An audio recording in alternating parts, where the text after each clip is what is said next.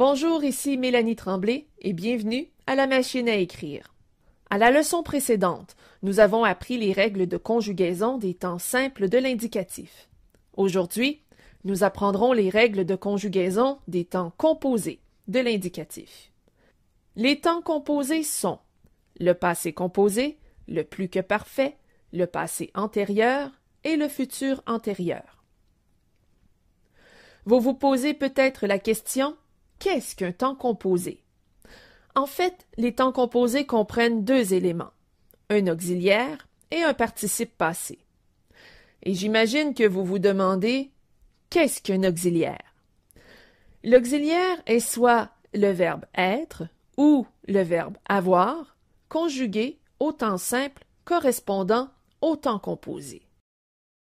Mais pourquoi avoir des temps composés? Les temps composés expriment l'action passée du verbe conjugué au temps simple. La forme composée du présent est le passé composé. Le passé composé exprime donc le passé de l'action du verbe au présent. La forme composée de l'imparfait est le plus que parfait. Le plus que parfait exprime le passé de l'action du verbe à l'imparfait. La forme composée du futur simple est le futur antérieur. Le futur antérieur exprime le passé de l'action du verbe au futur simple.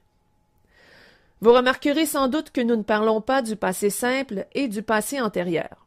La forme composée du passé simple est le passé antérieur. Mais comme il s'agit d'un temps très littéraire et très peu utilisé dans la langue courante, nous n'aborderons pas le sujet dans cette leçon. Pour construire un verbe à un temps composé, il suffit de conjuguer l'auxiliaire et d'y rattacher un participe passé. Voici un tableau de conjugaison des auxiliaires.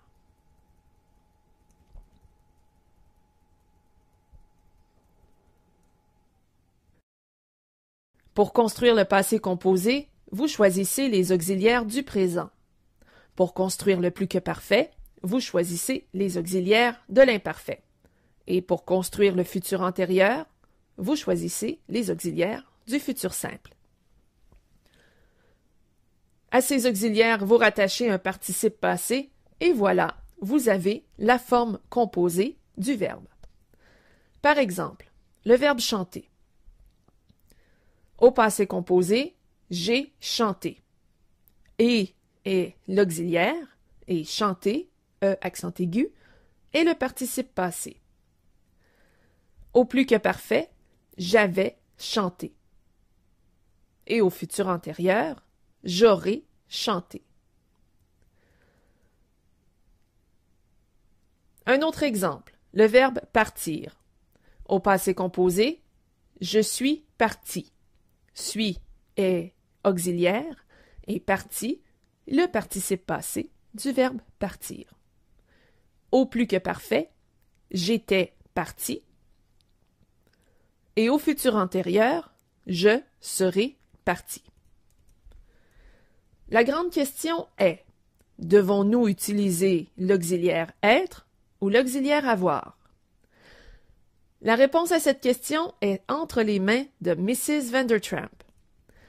Chacune des lettres du nom de Mrs. Vandertramp correspond à un verbe qui se conjugue avec l'auxiliaire être.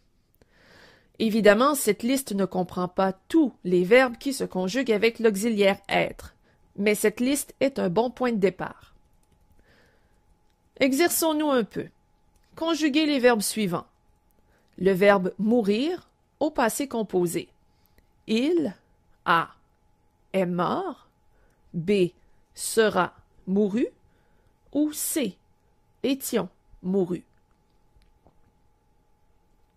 La bonne réponse est A, il est mort. Le verbe écrire au plus que parfait. Il a écrit. B, avait écrit. Ou C, aura écrit.